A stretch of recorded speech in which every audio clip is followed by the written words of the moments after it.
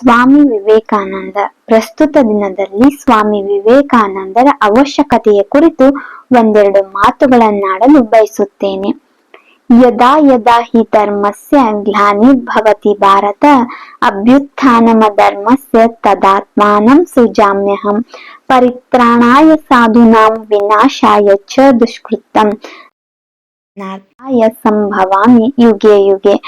ಭಾರತ ಎಂದು ಧರ್ಮಗ್ಲಾನಿಯಾಗುವುದು, ಅಧರ್ಮ ಮೇಲೇಳುವುದು, ಆಗ ನಾನು ಅವತಾರ ಮಾಡುವೆನು, ಸಾಧುಗಳ ರಕ್ಷಣೆಗೆ, ದುಷ್ಟರ ನಾಶಕ್ಕೆ, ಧರ್ಮ ಸಂಸ್ಥಾಪನೆ ಮಾಡುವುದಕ್ಕೆ ಯುಗ ಯುಗದಲ್ಲಿಯೂ ನಾನು ಜನ್ಮವೆತ್ತುವೆನು ಎಂಬಂತೆ 1863 ಜನವರಿ 12ರಂದು ಜನಿಸಿದವರೇ ಸ್ವಾಮಿ ವಿವೇಕಾನಂದರು.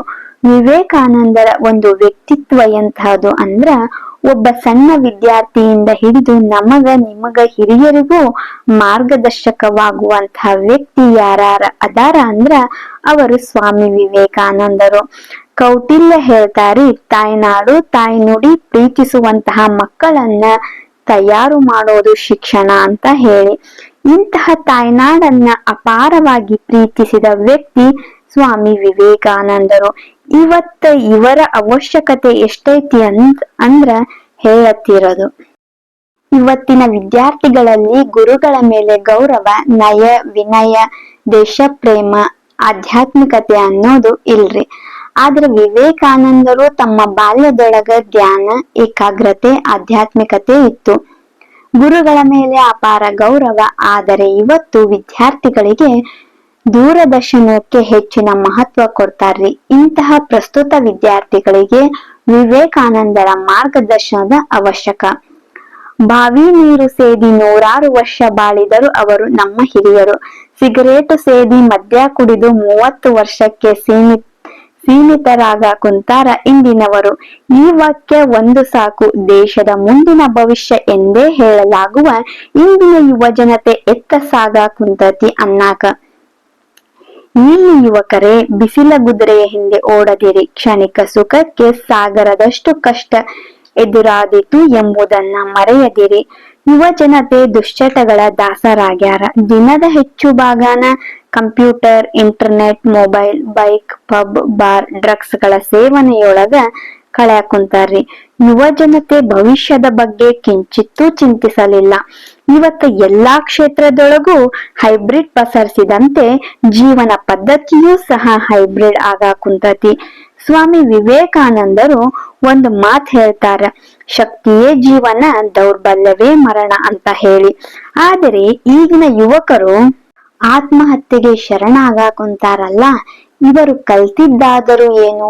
ಉಕ್ಕಿನಂತಹ ನರ, ಕಬ್ಬಿಣದಂತಹ ಮಾಂಸಖಂಡ, ಯಾವುದಕ್ಕೂ ಬಗ್ಗದ ಪ್ರಚಂಡ ಇಚ್ಛಾಶಕ್ತಿಗಳನ್ನೊಳಗೊಂಡ ಪುರುಷ ಸಿಂಹರನ್ನಾಗಿಸುವ ಸದಾಶಯವನ್ನ ವಿವೇಕಾನಂದರು ಹೊಂದಿದ್ದರು.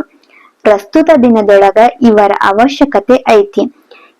ಇನ್ನ ಇವತ್ತಿನ ಕೆಲವೊಂದು ಸ್ವಾಮಿಗಳಾದಾರ್ರಿ, ತಿಳಿಯದ ಶ್ಲೋಕ, ಬಾರದ ಸಂಸ್ಕೃತಗಳನ್ನ ಊರು ಹೊಡೆಯುವ, ಪ್ರಾದೇಶಿಕ ಜಾತೀಯತೆಗೆ ಮಹತ್ವ ನೀಡುವ, ಕಾಲೇಜು ತೆರೆದು ಡೊನೇಷನ್ ಪಡೆಯುವ ಇಂತಹ ಸ್ವಾಮೀಜಿ ಇರುವಾಗ ಸ್ವಾಮಿ ವಿವೇಕಾನಂದರು ಭಾರತದ ಉಚ್ಚ ಸಂಸ್ಕೃತಿಯನ್ನ, ಸನಾತನ ಧರ್ಮವನ್ನ ಇಡೀ ಜಗತ್ತಿಗೆ ಸಾರಿದ ಆ ವೀರ ಸನ್ಯಾಸಿ ಇವತ್ತ ಅವಶ್ಯಕ. ಸ್ವ ಎಂದರೆ ತನ್ನನ್ನ, ಮೀ ಎಂದರೆ ನಿಯಂತ್ರಣ ಹೊಂದಿದವ. ಇವೆರಡನ್ನೂ ಹೊಂದಿದವನೇ ಸ್ವಾಮಿ ವಿವೇಕಾನಂದರು.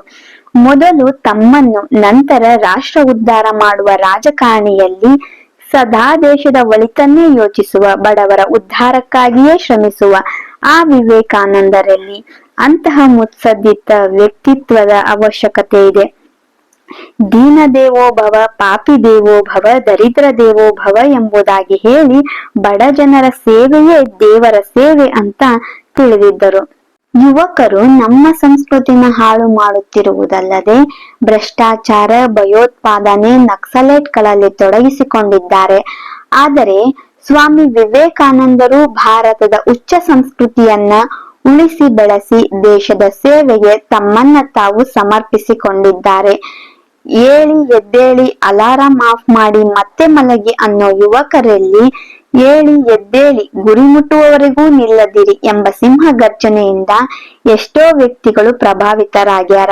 ಅವರಲ್ಲಿ ಅಣ್ಣಾ ಹಜಾರೆ, ಸುಭಾಷ್ ಚಂದ್ರ ಬೋಸರು ಸಹ.